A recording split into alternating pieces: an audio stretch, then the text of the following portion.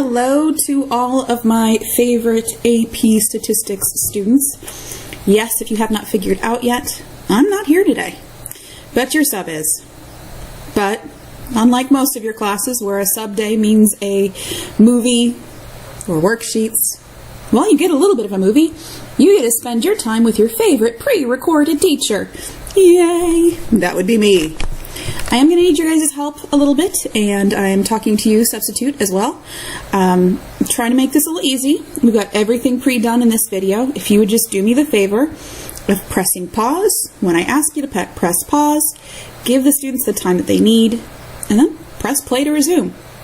Students, all right, what I need you to do right now is to take out a piece of paper, and on that piece of paper, put your name. As we go through today's lesson, aside from your notes are in your notes, this is different. Aside from in your notes, if you come across something that you're just not getting what I'm trying to explain to you, write it down. At the end of the class, I'm going to have you guys turn this in, and it's going to make sure that all of your questions get answered. Okay? It's the best thing I can come up with for a day when I'm not there, and you guys still, unfortunately, need to move forward. All right, so right now, you have your warm-up on the board. It is a 2-problem warm-up, and obviously only the first problem is shown right now. This is in your note packet, so please take out your note packet, turn to the practice quiz, chapter 17B. This should take you about 5 minutes, if not less. So I'm going to ask that the substitute now press pause, and when you're ready to have the answers gone over, just push play and we'll go through it. Thank you. Alright, so right now what I'm going to do is I'm going to go through the answers for this practice quiz. Now this quiz is over chapter 17, which was all about sampling distributions. We talked about sampling distributions for proportions and sampling distributions for the means. We also talked about the importance of checking your assumptions and conditions. Well, when we're looking at problem A, it says to describe the sampling distribution for the sample proportion by naming the model, telling its mean and standard deviation. Well, when we do this, the very first thing that you need to start off with is making sure that you state your assumptions and conditions. Even though the order of the instructions might not tell you to do it that way, you want to start with that. The first assumption is our independence assumption, which is met by the randomization clause. Now, it doesn't talk anywhere in this problem about random. So instead, we have to state that we hope or we assume that these cars are a representative sample of all of our new cars. Now we can do that because if that's true, then that lets us have all of our other calculations be okay. If it's not true, then that's a big red flag that this is where we would stop. We continue on with checking our assumptions and conditions. We know that 128, well, in no sense of the terms, we know that that is certainly less than 10% of all possible cars. Our next assumption that we need to check is our success-failure condition. So that's NP and NQ. You don't need to show the actual computations that you used to get those answers, but you do need to physically show 17.92 and 110.08. And those numbers are not rounded. Okay? If you round them to the tenths or the hundredths. Do not round them to an integer. These are expected values. When you see 17.92, that means we expect over the course of several samples to have a number of successes of that. Okay? Once your conditions are met, you do go forward and you start talking about the sampling model, your sampling distribution. It's a little hard to see, I think, probably, so let's change to a pen here. And we're talking about the sampling model. And you want to make sure that you indicate that your mean, that you're centered at 0.14, and your standard deviation is 0.031. Now you can either put the 0.031 or you can physically put the equation that you use to get that. So the equation that you use is the fact that the standard deviation of your sample, remember p hat represents your sample of proportions, and we have the population, success, failure, populate our sample size, plug it all in, and there you go. The next problem is simply telling us to sketch and clearly label our model.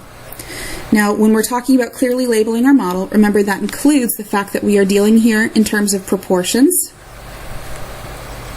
And not only that, but what is the context of this problem? The context of this problem is cars with electrical problems. And then again, you want to make sure that you always indicate your sample size. So 128 cars. Then it's just a matter of labeling your normal model, getting your whole normal model set up, and somehow putting in your 68, 95, 99.7. It could also be instead those smaller proportions for each of these separate intervals. And then all we're going to do is we're going to take this information that we had here and find the probability that in this group, in this distribution here, 18% of the new cars will be found to have electrical problems. Sometimes if you have the picture pre-drawn, it's helpful to say, well, 18% is probably going to be, or 18 on my actual graph here is going to be right about there. And so, actually it's moved over just a little bit. My alignment is not perfect here. And so you can kind of guesstimate by looking at this that if this whole half is 50, this half here is 34, this guy here has got to be then less than 16%. But let's see what it actually occurs. So when you do this math, you have to start by finding your z-score, which is your proportion minus your population proportion divided by the standard deviation, which you found earlier. So that comes from right up here. And that in turn gives us a z-score of 1.30, and yep, 0.96. So I said it was going to be less than 16 because 16 takes me to this line here, that's 16%. It's less than that, so that works about right. So you need to make sure that you always include your z-score. You do not need to write the z-score in the proportion setup, but you do need to either have this or this before your answer.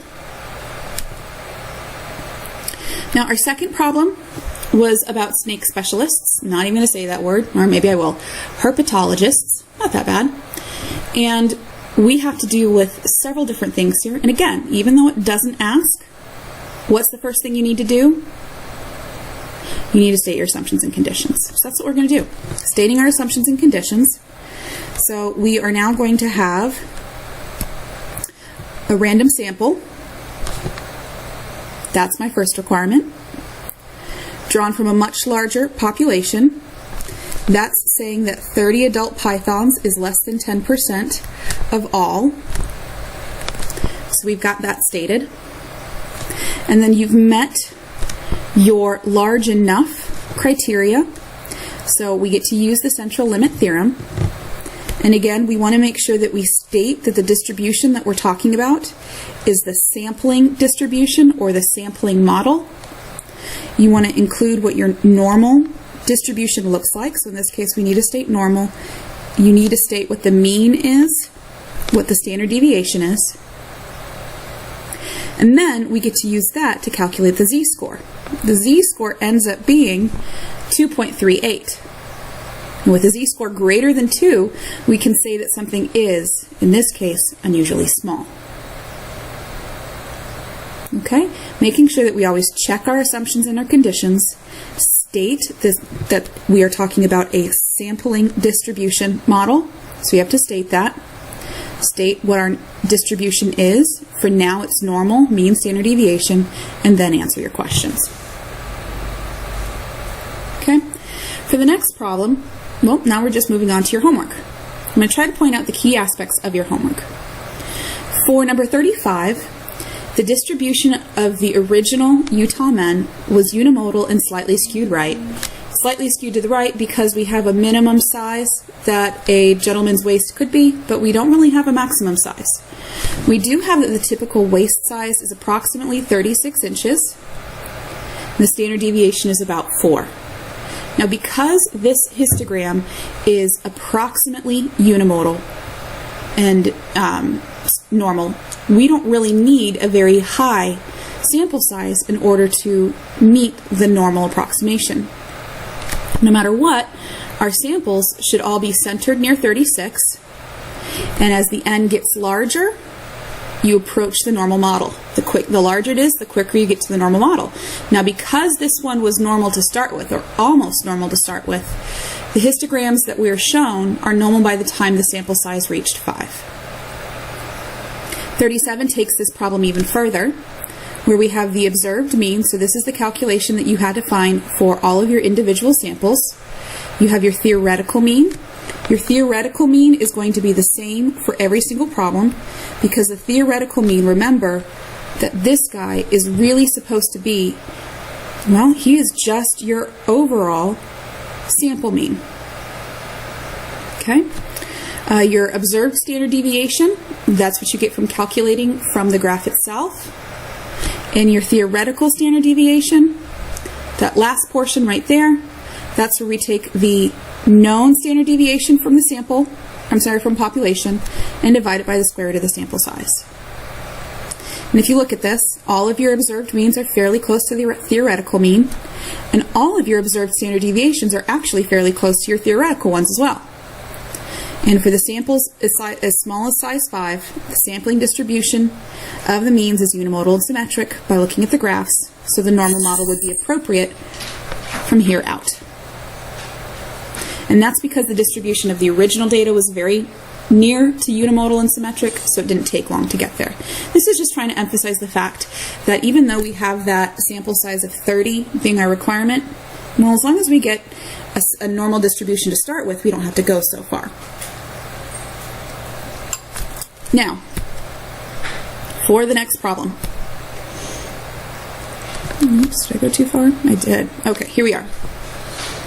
Our pregnancy problem is asking us to solve questions, and the main thing that you have to do is you have to calculate the standard deviation of your sampling distribution. And for this case, the standard deviation for your sampling distribution is 16. Then you're going to use your z-score formula, calculate the z-scores. You actually have to do that. And then you can find you can use your calculators to either find the percent that is between the z-score of 0.25 and 0.875, or you can use your calculator to find the probability that it's between 270 and 280. Either way, you get 21.1%. For Part B, you're doing very similar things, only for Part B, you start with your z-score formula. We don't know observed value, so we plugged in the mean, the standard deviation, and the z-score, and we use that to calculate the unknown, which was 276.8 days, and answering it in context. All right, so continuing on with this problem, we're checking our conditions. We meet our randomization condition if we assume that the 60 women is in fact a representative sample. It is reasonable to think the duration of pregnancies is naturally independent. We're not going to assume that one pregnancy affects the other. And 60% of the women the doctor treats is definitely less than 10% of all of the women who are pregnant. So that means that we're going to follow a normal distribution. Our sampling distribution is normal, with a mean of 266. And your standard deviation is 16 divided by the square root of 60, which is 207 days. Then we're going to use that and start calculating the probabilities of different things. So the first one says, what is the probability that something is less than 260 days, that the pregnancy duration is less than 260?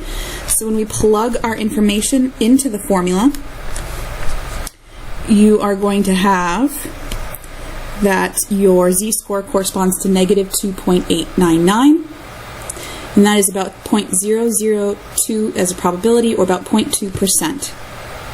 Okay?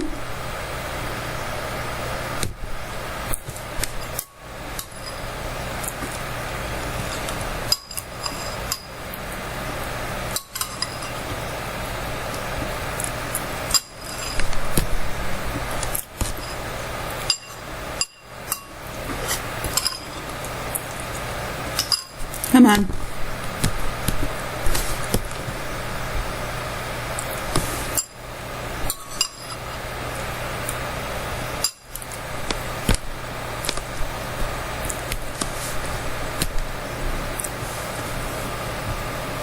For 49, our AP Stats question, I'm going to go and talk to you about how you should have done this on your calculator.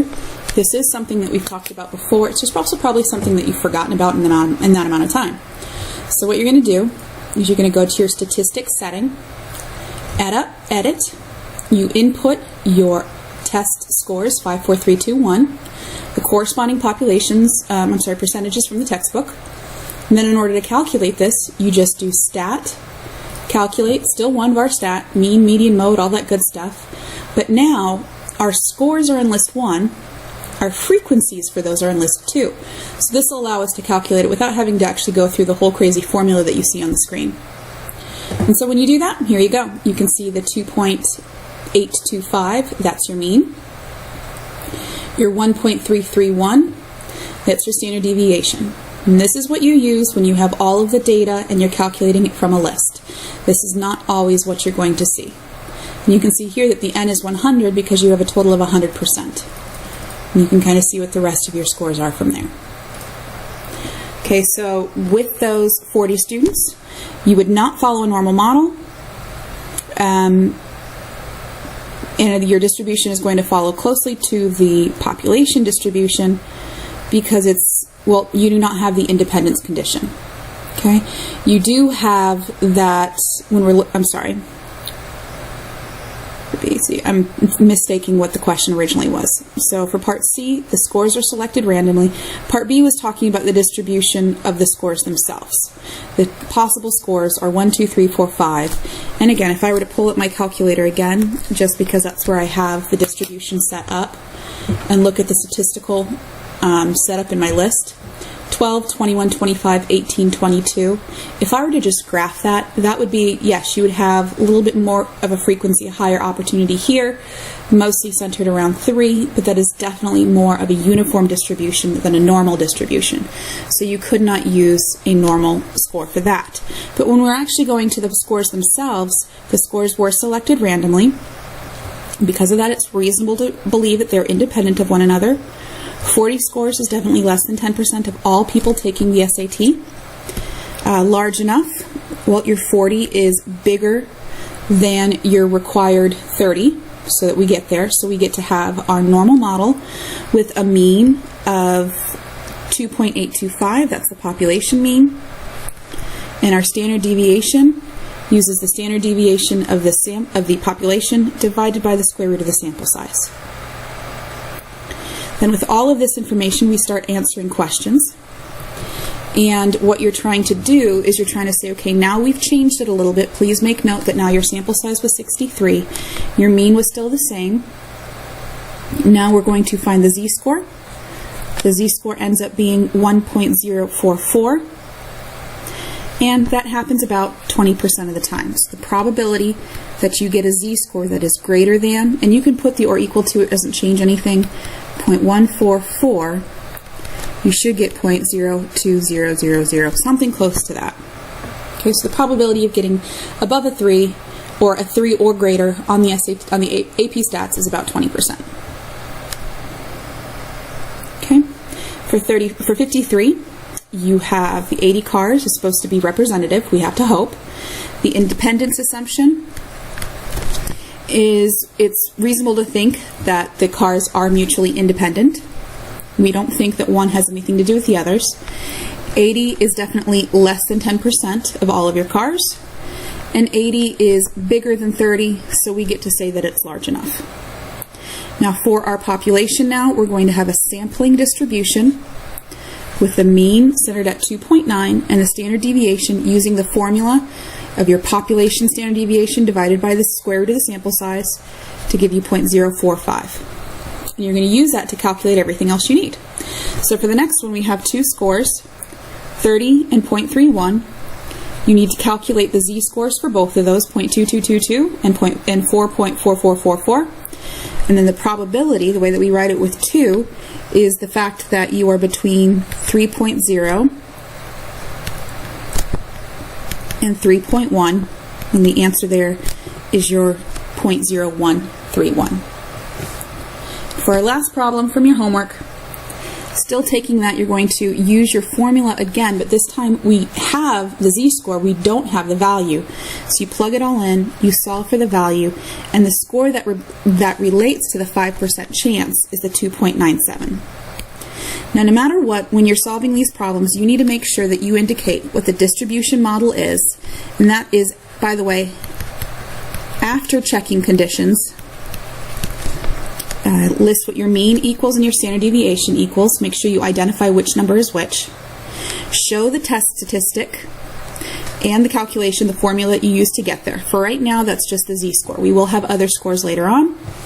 then the description of what the probability stands for. Now, for example, for this problem up here, we could say the probability that your z-score is greater than 1.645, or we could say what's the probability that your average is greater than, 2.97, and then equal to what the answer was.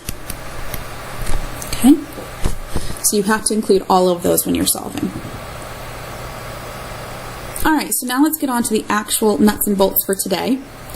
Today we're talking about a brand new chapter. This is all about confidence intervals from proportions. Remember, this whole entire unit is all about going from data that we gather in a sample and trying to use that to make predictions or assumptions about the world at large. The first thing that you need to understand when we're talking about a confidence interval, or really anything dealing with a sample itself, is what a standard error is. In the previous unit, we've been talking about a standard deviation. We said the standard deviation of a population proportion in this case, and don't forget, we call that guy p hat. And p hat stands for the proportion from the sample.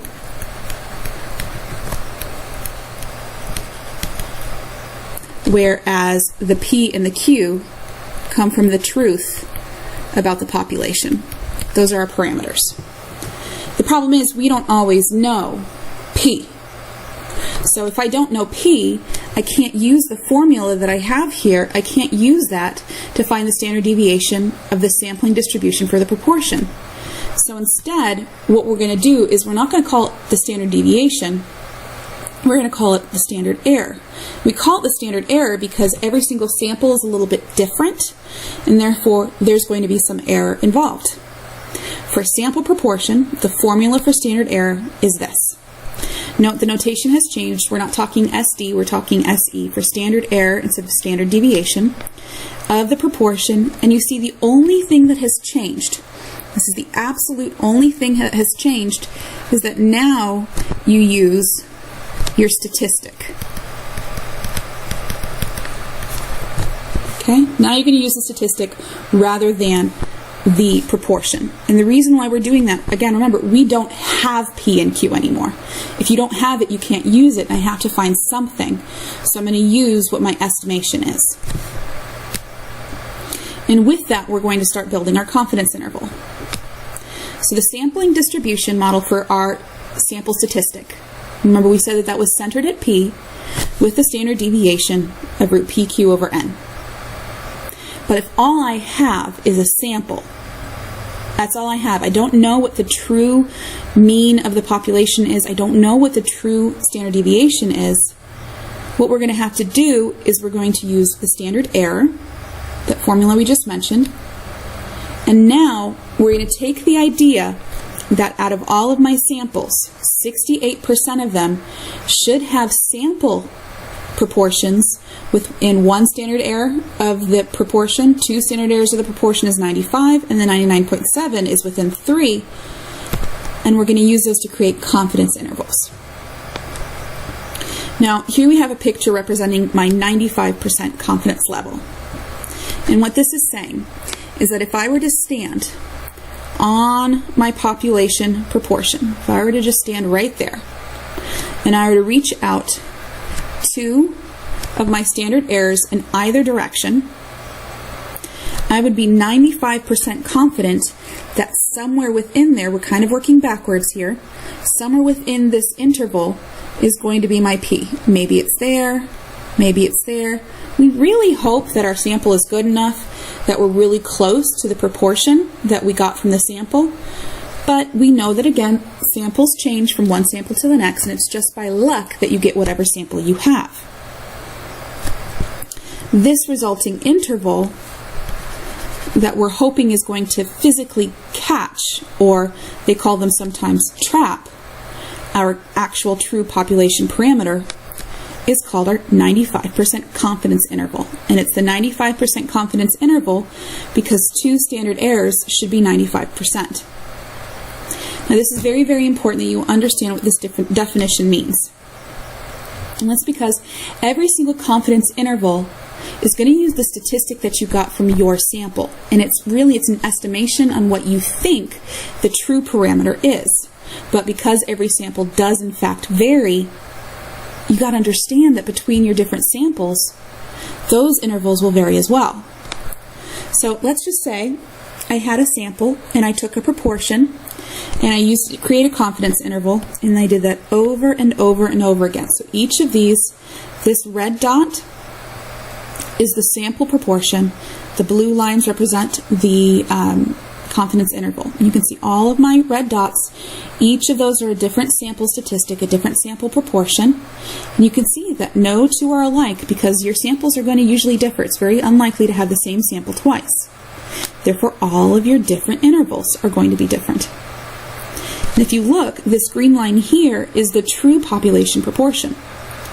Some of these samples are really good, and they're averaged almost perfectly on that line. Look at that. That one's really good. That one's really good. This one's great. Some of these are really good. Others, not so great. This one falls far below, whereas this one falls far above. And here are 20 of them.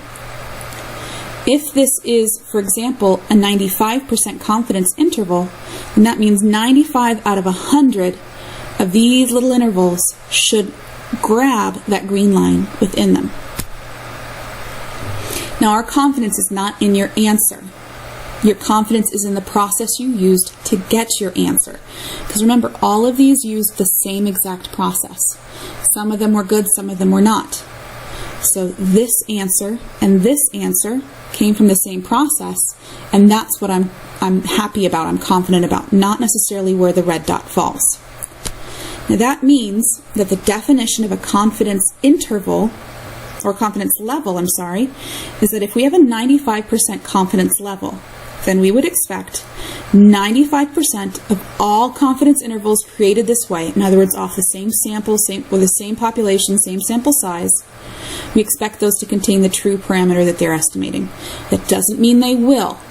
It doesn't mean that I'm changing things every single time. They're just different samples. We're saying 95% of the time you should catch the true proportion. And this leads us to a discussion over what's more important, certainty or precision. Is it better to be 100% certain or to have a really specific answer? And it depends. If I'm going to ask you what the temperature is going to be for tomorrow and I want 100% certainty, you're probably going to tell me that the temperature for tomorrow is going to be somewhere between 100 degrees below zero and 200 degrees above zero. That's a pretty crummy estimation. That is not precise at all, but it's certain. Okay? So we've got to be careful. So when we make a claim, a 95% confidence interval claim says that an interval centered at our proportion that goes out 2 standard deviations in either direction, we're hoping that contains the true population proportion. And the distance that we stretch out from the center, so if this is again my center, the distance that I stretch out on either side, this direction and that direction, that distance should be the same, and that distance is called our margin of error. If you've ever heard some weather stations give the 3-degree guarantee, it means that they have confidence enough in their prediction that they're going to set their forecast right there, and they're going to go up 3 degrees or down 3 degrees, and they expect to capture the true temperature for that day. And a good weather station will be able to do that on a fairly regular basis. Yeah, they'll be off because sometimes Mother Nature gets a little crazy, but for the most part, that's their confidence interval. Because your confidence interval starts off with your estimate, your prediction, your sample statistic, and goes up and down the margin of error from that. But the more confident you want to be, the larger your margin of error needs to be. And that's going to make your interval wider. And so tying this back to certainty versus precision, if I want to have a very, very tiny margin of error, I'm not going to have very good certainty in that. You can come to me and ask me, what's my grade on the next test going to be? I can be 100% certain that your grade is going to be somewhere between 100 and 105. Because that's not very precise. I could try to be precise and say, I believe that your test score based on your previous scores is going to be an 87, but even if I'm off by 1, I'm no longer certain about that. So it's a balancing act between certainty and precision, between the margin of error and your estimate itself. So let's start with the problem. Here we have a medical researcher estimating the percentage of children exposed to lead-based, and it is not lead-based pain, Augsburger. It's lead-based paint. Sorry, let's go for a color you can actually see. Lead-based paint. Adding that he believes his estimate has a margin of error of about 3%. What do we expect that to mean? What should that mean? Think about that for a second and write down your answer. And then share your answer with your neighbor.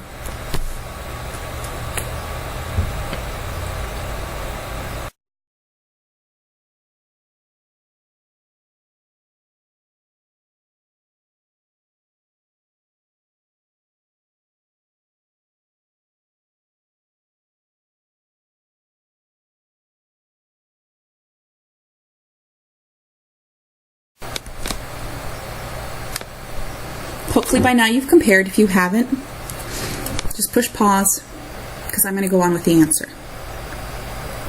Now, the interpretation of this is that the researcher believes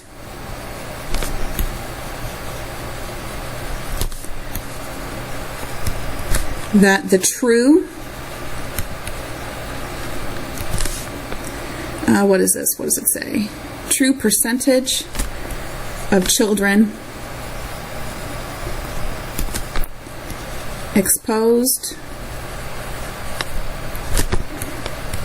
to lead-based paint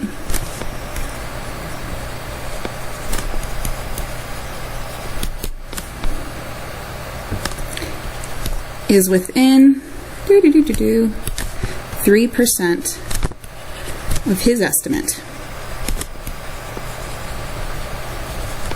Now the problem is we don't know what his degree of certainty is, so I'm just going to say with some degree of certainty. And let's actually call that confidence. And we're going to say it's probably, because the most commonly used one is 95%. Okay, so the researcher believes that the true percent of children exposed to the lead-based paint is within 3% of his estimate. They don't tell us what the estimate is, but he also has that with some degree of confidence, probably 95%. Okay, that's what a margin of error says. So whatever his estimate is, he expects with some level of certainty, with some level of confidence, to be within that range or within that distance of his initial estimate. But in order for us to actually make these claims, we have to have our assumptions and conditions met.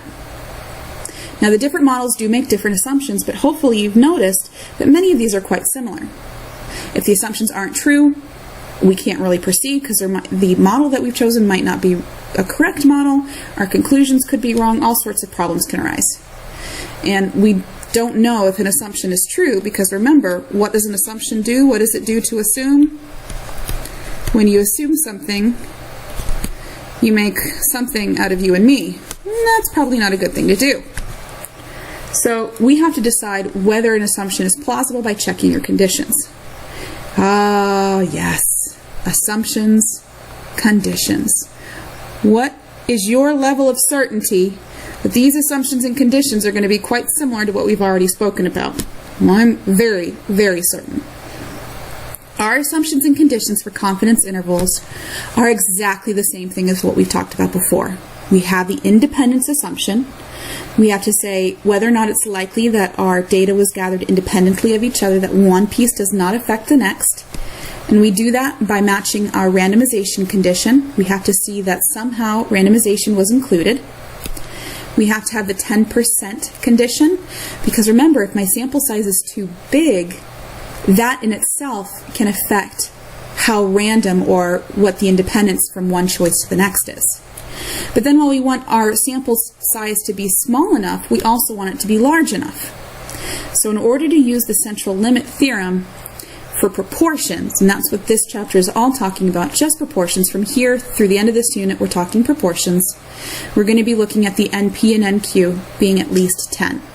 So again, we have smaller than 10%, so no more than 10%, but at least 10 successes and failures. plus that whole idea of random, hugely important. So this is just part of one of the questions from the textbook. We want to identify the population, the sample, explain what P and P hat are, and tell whether the methods can be used to create a confidence interval.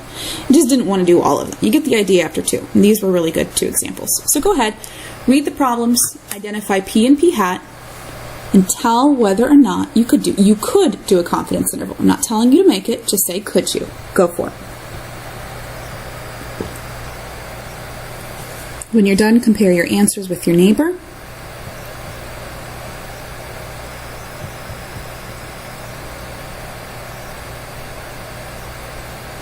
If the students haven't had a chance to work this out, please push pause because I'm just about ready to start the answers. All right, for 4th 89, number 3, part C. When we're talking about the P here, the P is always the true proportion. Okay, it's the true proportion, in this case, parents who are in favor of the change. So these are the parents in favor of the change. Okay? P hat, in this case, was the actual results of my sample, of my questionnaire. So P hat is 228 of the 380 surveys that are returned. Now, that's P and P hat. Now, when we're talking about whether or not we could go forward, now we need to discuss our conditions. Now, the first condition is our randomness condition. Was this in fact random? Well, this was a survey where it was sent out to all students. Every student received a survey, but only 380 came back. There's nothing random about this. And we've talked about doing sample surveys where all we do is we send it out and we hope things come back. Which type of bias resulted from this? This one, we can have response bias. Voluntary response bias.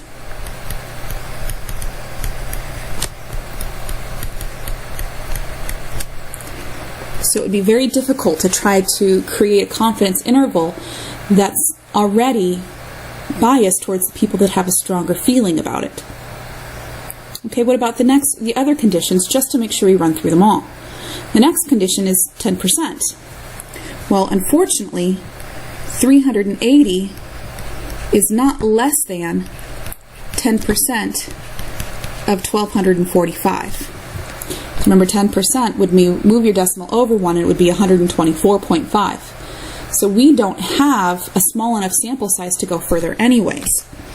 So no matter what, the answer here is no, you could not do a confidence interval, because you obviously do not meet not just one, but a couple of the conditions. Now, the success-failure condition is fine. You have 228 in favor, which would result in 152 opposed. And so that's obviously bigger than 10 both directions. But we failed the random condition and we failed the 10% condition. There's nothing independent about this. Now, on the next sample, we're talking about a college admitting 1,632 freshmen, and in 4 years, 1,388 graduate on time. So that means that in this case, our P, remember P is always the true proportion. In this case, it's the true proportion of freshmen who enroll and graduate on time. Just not going to write that all over again. Where P hat is the proportion from my sample. 1,388 divided by 1,632. Now you can probably find that as a decimal. I'm just not doing the full math here.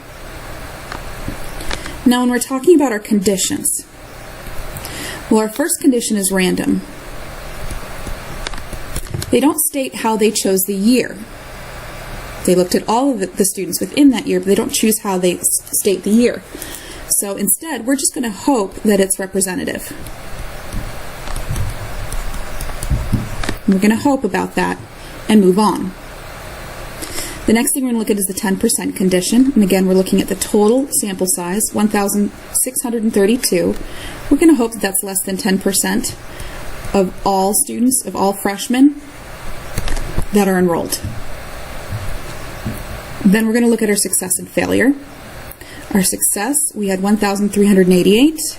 And out of 1632, the failure is definitely going to be bigger than 10. So in this case, we do meet all of our assumptions and conditions, and we get to say, yes, you could do a confidence interval. Makes life nice and easy. All right, for another example. This is probably the hardest thing that you'll have to do. Read a conclusion and interpret if that conclusion is okay, and if it's not okay, what's wrong with it. Now please understand, this is not a select which of the following 5 is a true conclusion. I want you to read each of these. I want you to jot down whether you think it's an okay conclusion, and if it's not, why is it not? I'm going to ask that you please pause the video at this time. And I really want you guys to work together on this, looking at these 5 options, and thoroughly discuss, look very closely at your words here, because there are slight differences that completely throw the whole thing off. All right, please push pause. All right, so now looking at part A. Part A says between 51 and 61% of all Euros are unfair. Is that a statement that you can come to? The answer is no, that is not a correct statement. This is certain. This is something that we think that this is the truth.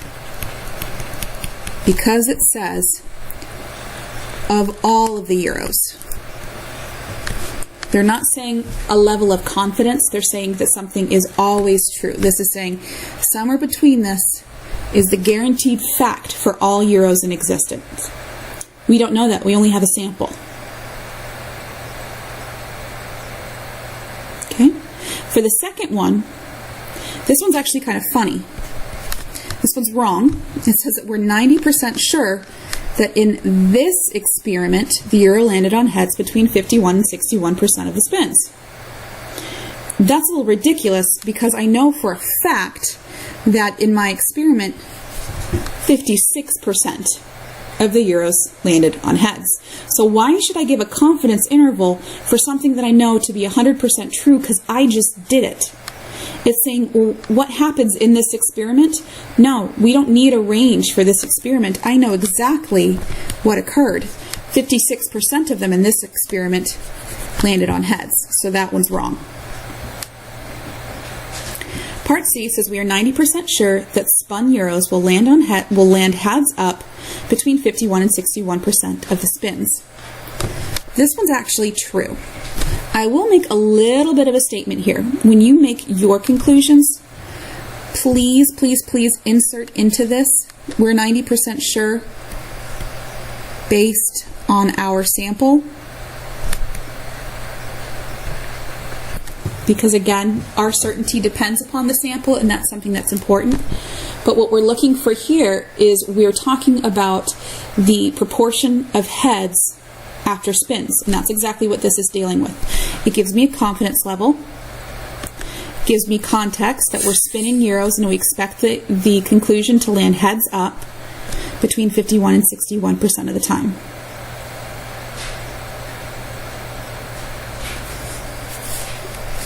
Okay, what about D? What's wrong with D? Because D is not correct either. And this is really weird. This is a very, very, very strange conclusion that you have to make. D is incorrect because it's talking about the spins. The focus on this question is the spins of a Euro. I know that's kind of weird, and it's something that even I have a little bit of questions about. But this problem says that if you spin a Euro many times, you can be 90% sure of getting between 51 and 61% heads. Okay, so again, just to kind of explain to you what the answer that I have for this one, that the interval should be about the proportion of heads, not about the spins themselves. Okay? Because we should be talking about, we believe that 90% of the proportion of heads, not the spins. The last one says 90% of all spun euros will land heads between 51 and 61% of the time. Again, this one is incorrect for much the same reason that part A is incorrect. This is talking about a truth, and this is all talking about the spun euros. So this is focusing on spun euros. This one was talking about spinning a euro. We're not looking at that. We're looking about the proportion of heads. And again, we're not talking in all of these about confidence. This is saying 90% of all spun euros. No. We believe that 90% of the time, a euro will land, or a set of euros, 250 euros, will land heads up between 51 and 61% of the time. So yes, this is a very tricky little interpretation, and it's all about splitting hairs, getting down to the nitty-gritty, and talking about what's absolutely necessary and what can you say and what can't you say. And it all comes down to the fact that we have a formulaic response. And that formulaic response kind of goes back to this correct problem here. We are 90% sure, based on our sample, that context, the spun euros will land heads up between 51 and 61% of the spins. Okay, this next one should be a little bit more straightforward. Here you have a computer output for a confidence interval. So read the statement. Construct your own interpretation of this confidence interval.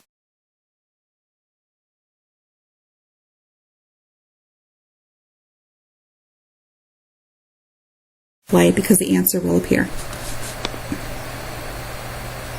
We always want to include that we are 95% confident. Now tying all of these different little pieces together, we are 95% confident, came from this, that our true proportions, because it talks about a proportion, of the New England Board of Parole decisions, because that comes, I'm sorry, not New England, Nebraska, and I have no clue what the summary for Nebraska is. I actually think it's NB. I could be wrong. Resulted in paroles, and that's because the proportion here refers to the proportion of paroles between 56.1% and 62.5% of the time. Again, putting it in context. You could have also said between 0.561 and 0.625. If you don't put a symbol, we assume it's proportions. Okay? All right, so our summary for today. And guys, if you're going to write anything down in your notes at all today, if you have not written down anything in your notes, this is the #1 piece of information that you must record. I will be asking you this. This might even make for a good pop quiz, pop check when you walk through the door. And actually, I can promise you I will do this at least once, if not 2 or 3 times, before the AP test, asking you these exact questions. If you are told to interpret a confidence level, please understand that the confidence level itself is generic. It has nothing to do with the problem that you're solving.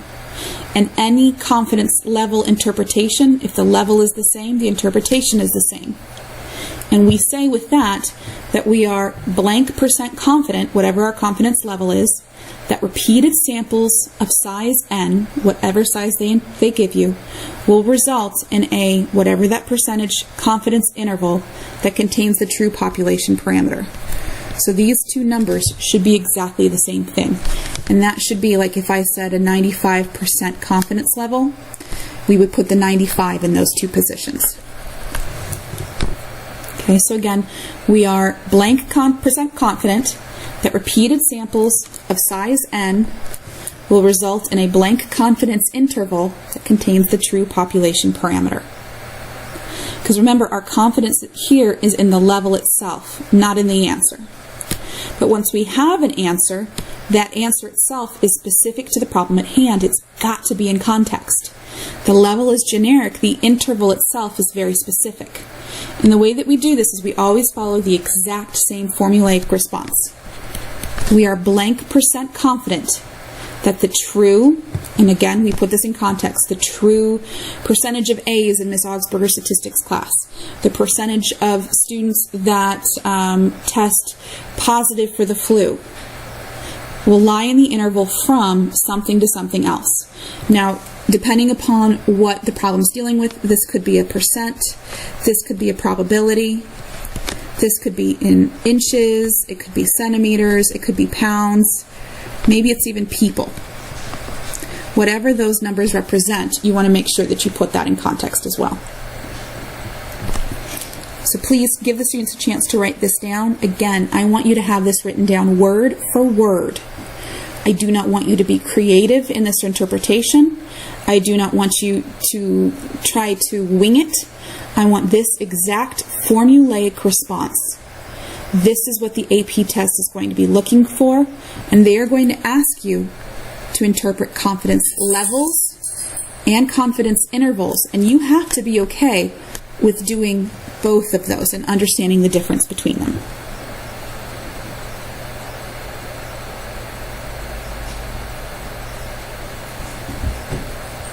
Again, if they haven't had a chance to write, please push pause and push play when they are ready to move on.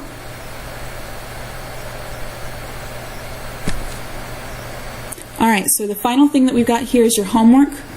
Your homework is to read Chapter 18 and watch the video on Chapter 18. Again, it's not a very extensive one. Your homework is just 4 simple problems. The thing here is to ensure that you read your textbook. I did not go over exactly how to solve a problem like number 7.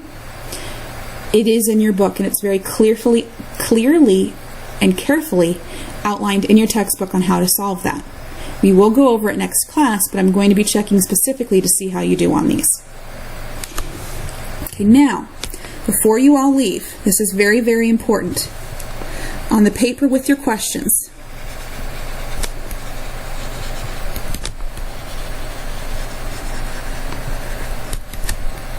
and at this point in time, you can no longer speak to your neighbors until this is turned in. On your paper with your questions, I want you to also write down, you can use your notes for this, but I want you to write down,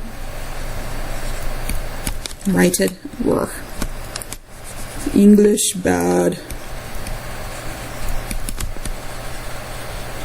Write down 3 things that you learned from this lesson. Okay, these could be 3 things that you learned from this lesson in addition to the questions that you have. 3 facts, 3 formulas, 3 bullet points, whatever. Separate from that, not included in that, I want you to write out the interpretation for a confidence level,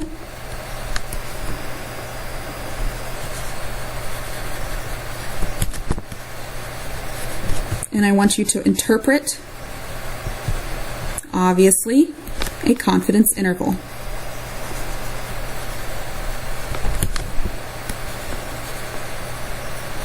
Okay, you should have that written down step by step, word for word, exactly what you should have.